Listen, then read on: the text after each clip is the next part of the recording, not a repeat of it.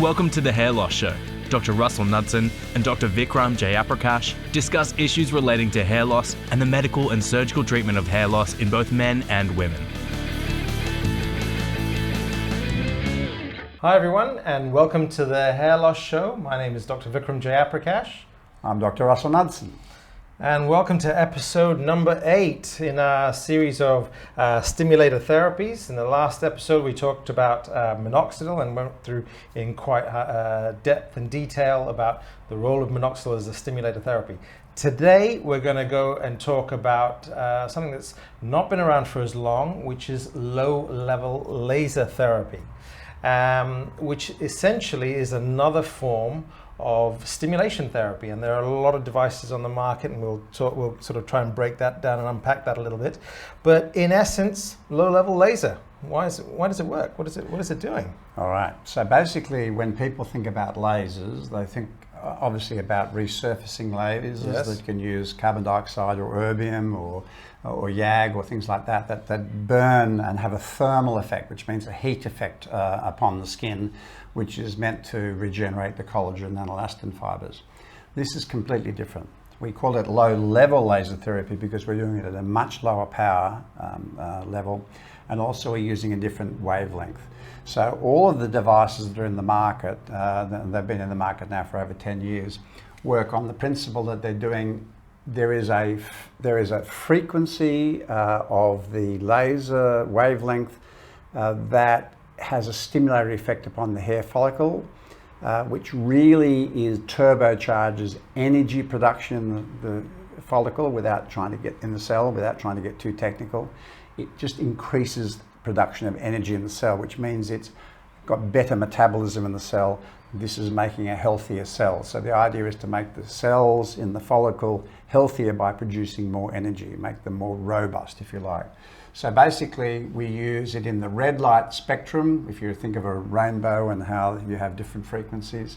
So 650 is the wavelength, micrometers, the wavelength that every device uses, because that's in the stimulation part of the spectrum. And we only use a very low power called 5 milliwatts. So this cannot create a thermal effect. So you don't want to burn the scalp. We're not going to burn the scalp. Right, so yes, you can leave it on too long and make it uncomfortable because of the heat, but that's just the heat of the device, not the thermal effect in the skin. So the first thing to emphasize, it's completely safe.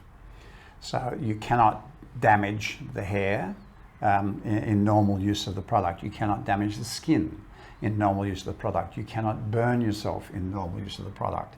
And this is what makes it attractive. So basically the first device into the market used the wavelength of 650 with a power of 5 milliwatts and came in a comb device. So the idea was that you combed through the hair and that the device would allow this red light to actually come over the scalp. Remember, like we talked about with minoxidil, we're not trying to get the light into the hair, we're trying to get the light into the skin, because all of the hairs on the scalp are generated within the skin. But this comes to another point as well, and it just reiterating the point that if you've got someone who's shiny bald, all right, combing a laser comb or wearing a laser cap is not going to do a damn thing for you.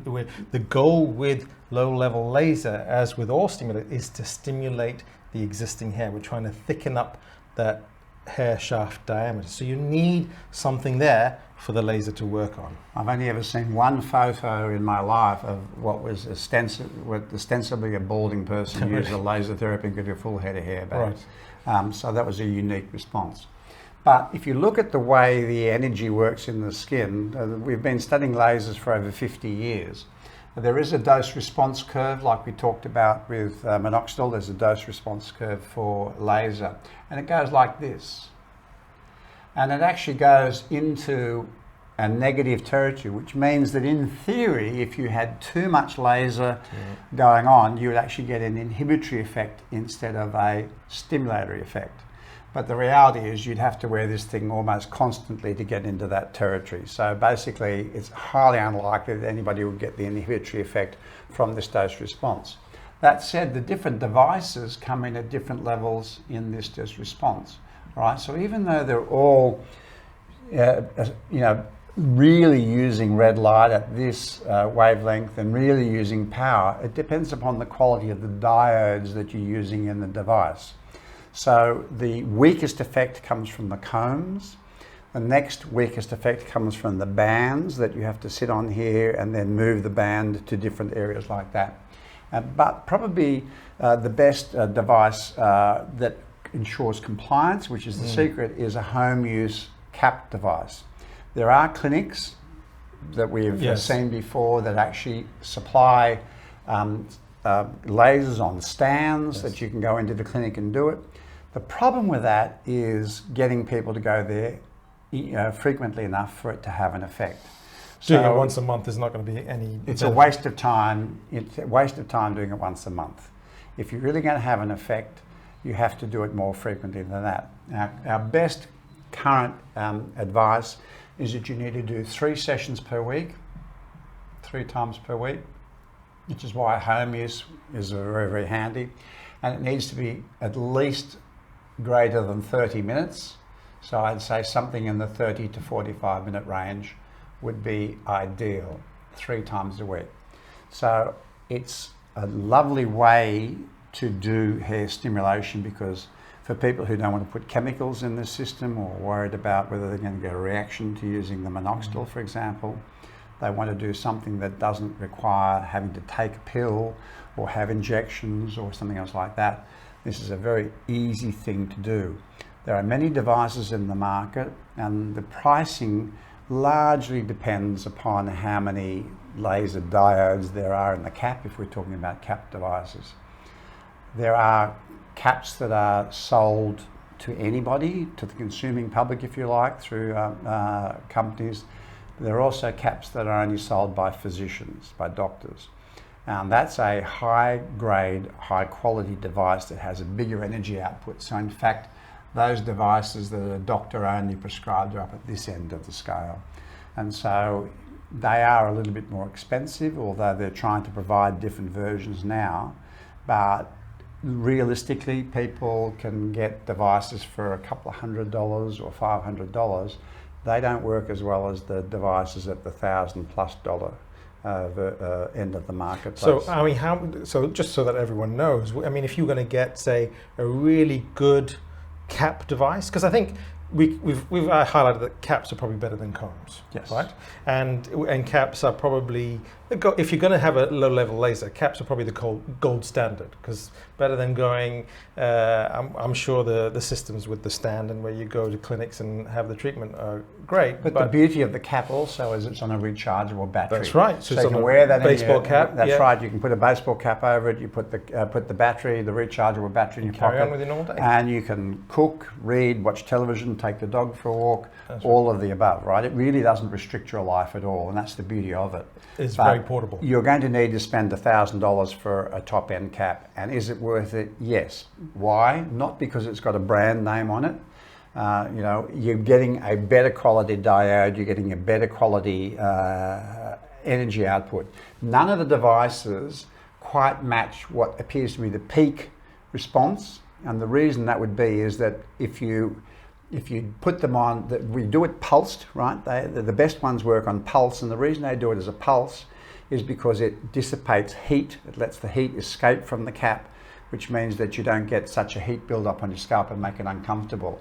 So, for example, you could do this as a pulse device. You couldn't wear it that long if it was a continuous device. Right. If you use it as a continuous device, you'd be lucky to be able to wear it more than 6 or 7 minutes because of the heat build-up in the cap. But still, you're going to feel a little bit of heat on your scalp. You will feel some heat 35 minutes. But it's not enough to give a problem. So we can't quite get to the peak level, but we can get significantly up the pathway to feel that we're getting a positive effect. The other nice thing about laser caps is that they've been properly studied. So in other words, we're not relying upon evidence by people saying, oh, I used it and I liked it. That's called anecdotal evidence. That's the lowest level of evidence, where people say, I used it and I liked it. I think it gave me a result. The lasers, like minoxidil, have been studied in properly controlled trials where people had half the scalp stimulated, half the scalp not stimulated, and they were able to measure, again, 2 things: improvement in the shaft diameter from the use of it, and reduced shedding, which means that the stimulatory effect means that more of the hairs are growing at any one time. So there's a little bit of increase in the hair numbers that will grow at any one time on the scalp, and a increase in the shaft diameter.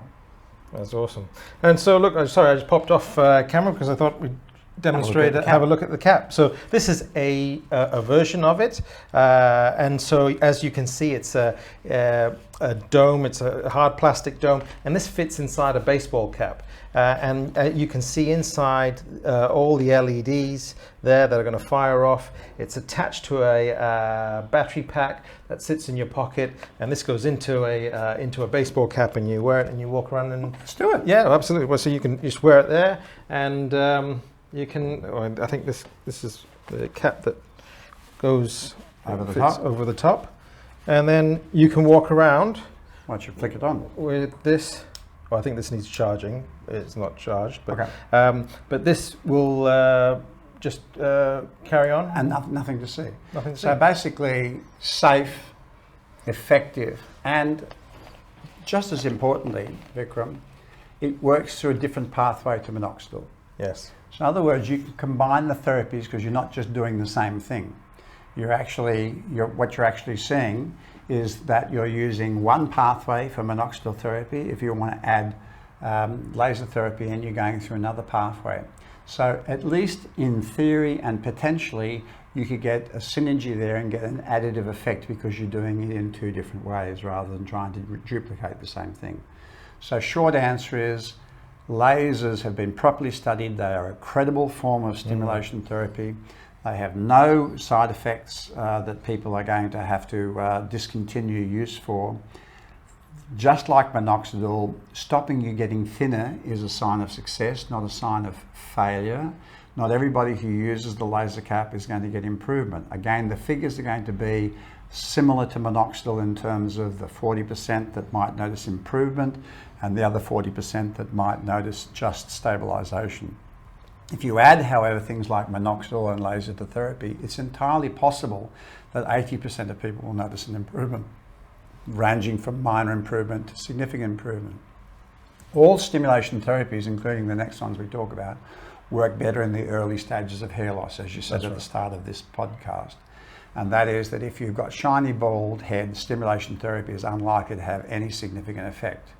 In any study that's ever been done in the world, if the hair shaft diameter decreased to less than 50% of its original shaft diameter, we couldn't make it into a healthy hair again. But to summarize, a very effective, worthwhile therapy. It's a one-off expense. Some of them, the physician-only caps, give you a 75% money-back guarantee in the first 12 months if you're unhappy. You get 3-year warranty on parts for it as well. So even though you may be spending more than $1,000 on it, you have the ability to sell it back to the company in the first 12 months. And you also have the ability, if there's a problem developing, to get it fixed for free in the first 3 years. I've been using it in our practice now for 7 or 8 years. And I could push it a little bit harder, but some people are fearful about it. But I really do think it's a very important part of our therapy options for patients. Like everything, compliance is key, isn't it? There's no point in buying these things. If they sit in the cupboard, they're not going to do a damn thing. Well, some of my patients take them overseas, right? They take them overseas on the plane with them, plug them in and do it because they need to be consistent. You can not use a stimulation therapy for a week or two and not have a harmful effect over time. But if you don't offer it for a month or two, you will definitely notice deterioration. So another excellent option available for you. Think that, yes, you could buy off the internet and it's cheaper if you buy this one and it's cheaper than if you buy that one, but you also got to think about the amount of energy that's being supplied to the hair follicles and the amount of stimulation that is occurring to the hair follicle. So get some proper advice about it. Don't just go on price. Yeah, not all hair caps are created equally, isn't it? That's right.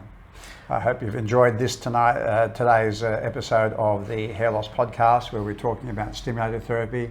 And when we come back for our next podcast, we'll talk about the other therapies. All right, thanks very much. See you next time. See you next time.